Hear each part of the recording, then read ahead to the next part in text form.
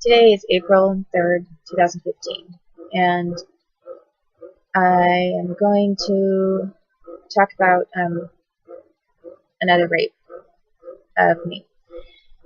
And a couple of things that I wanted to add to the rapes that I've already talked about is,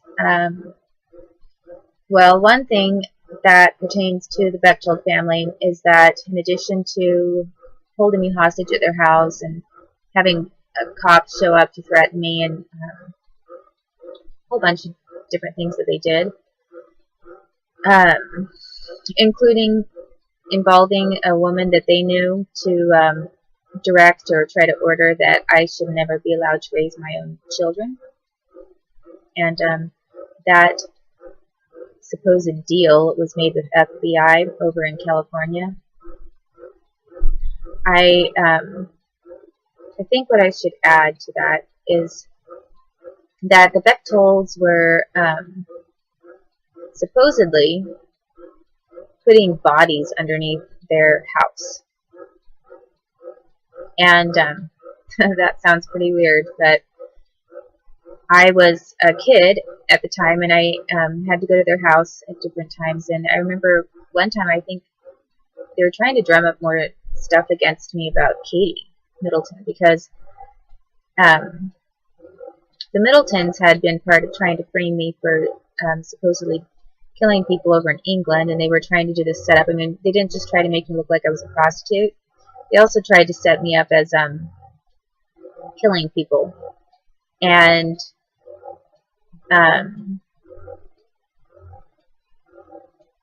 it was completely like something that they did, I think, for, I'm not sure if it was for a couple of royals or for the British government or for the US government or all of it. I'm not completely sure. But they'd have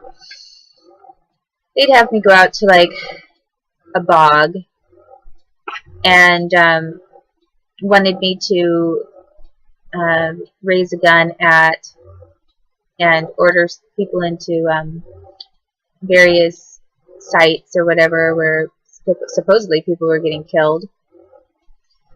And then they were having these people walk around freely later and accusing me of attempting to murder them.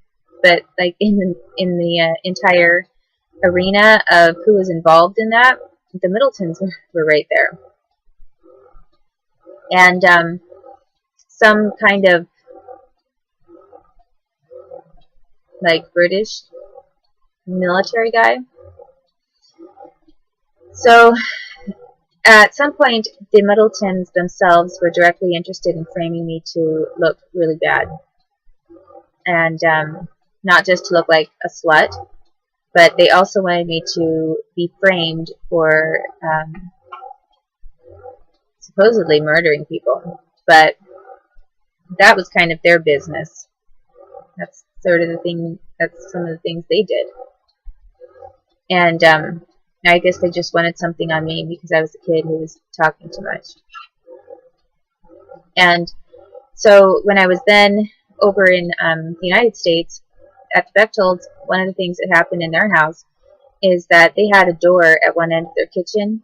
At the far end, there's a door that goes, when you go into their house in the front door, if you go to the right, there's a kitchen, and it's like a long hall kind of a kitchen. And at the very end of it, there used to be a door. And now it's a wall, and it looks like there was never anything else besides a wall. I mean, you would never guess that there used to be a door there, but there was. And on the other side of that door was the garage, and then there were some steps. I don't know if you got to the stairs by going through that door in the kitchen and then going straight down some stairs, or if you kind of went into the garage area a little bit and then you went downstairs, or exactly how it was situated. But it was at this one end of a wall, and the Bechtolds were in construction and had a bunch of friends in construction, so they had absolutely no problem remodeling their house. And I know of several government individuals who had sites that they used, like even their own houses, for torture, and they would even use instruments of torture, like rig up a room to be full of all kinds of weird things. For example, like hooks. Like they'd have a bunch of, just for example, like one room might maybe have a bunch of hooks in a wall, and then they would have those hooks in the wall because they were actually handcuffing people and chaining them to that hook. Or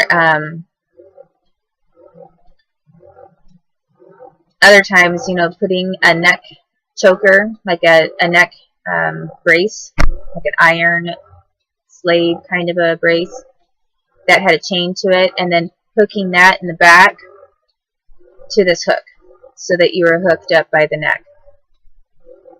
And that they did that to me. That's like something. I had a lot of things done to me. Pretty much whatever you can think of, they did. The United States government did. And so there are different hidden rooms in some of these government employees' houses. They weren't like safe rooms. They were basically like rooms for torture. And sometimes for putting bodies, because some of this had to do with the CIA. They were killing, and FBI too, actually. And the FBI was involved in killing people. Some people think that the FBI doesn't kill people, and that that's the job of the military and the CIA. Well, the FBI does kill people, and they do cover it up. And they help CIA and military when they kill people. They assist in covering things up for them too. So there was this cellar of some kind that went down. It wasn't like a finished basement.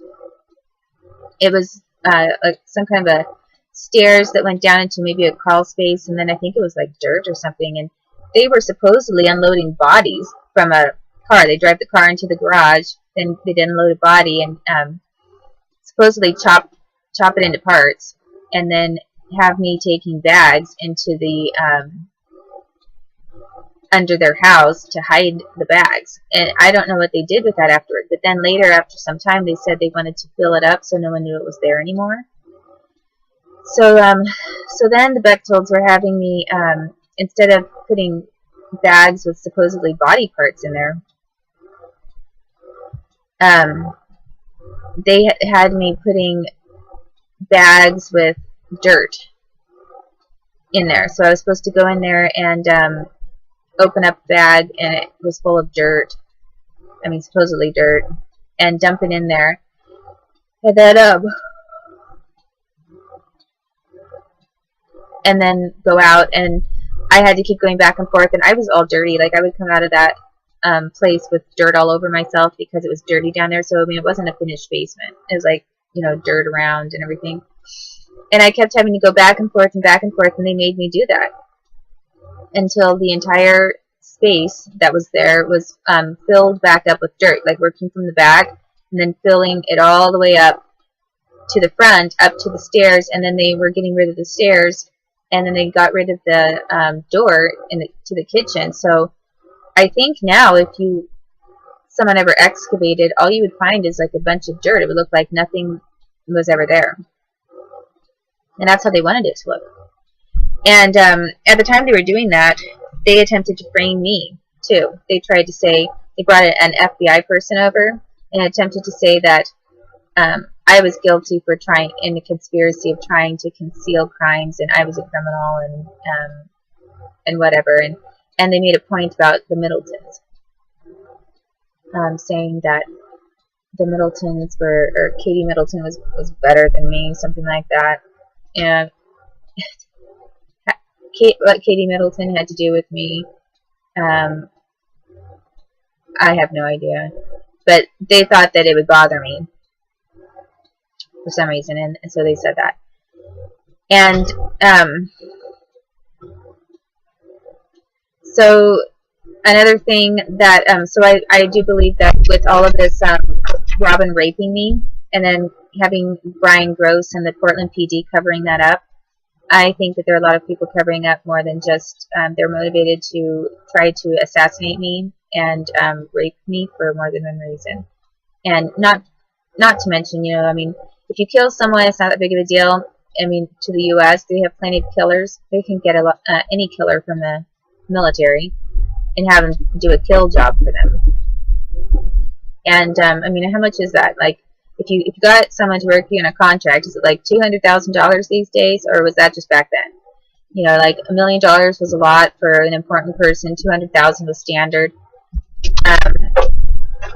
And you know, what are the rates now? I don't know, but I don't think it's probably that much different.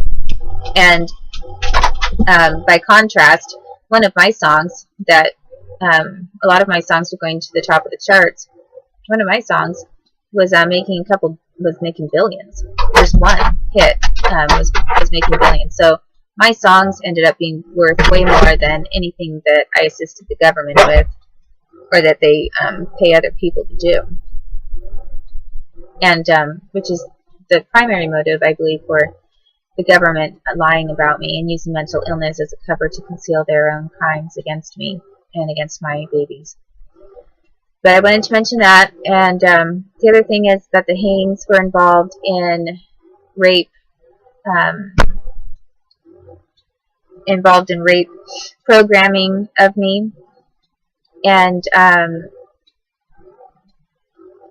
were also present for some kind of a legal thing that was done that eventually involved my baby girls.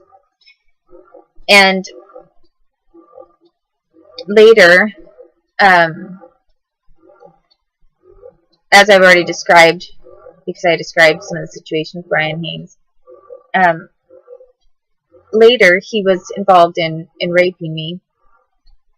And his family I had not mentioned it then because I didn't think about this other part, but his parents I actually did see directly involved in government work with other government employees, not just at their house when I saw them. And it's not just that I knew that Brian Haynes was involved in government rapes or anything like that. I did see his parents at different kinds of government functions that involved FBI employees. So, basically, I had forgotten about that, but I think it's important to mention because it kind of goes to show that his parents were involved in this as much as he was. And aside from that, I want to now talk about, I guess, well, I think that I will talk about Chris Dabney, because he's another person who raped me when I was over on the East Coast. And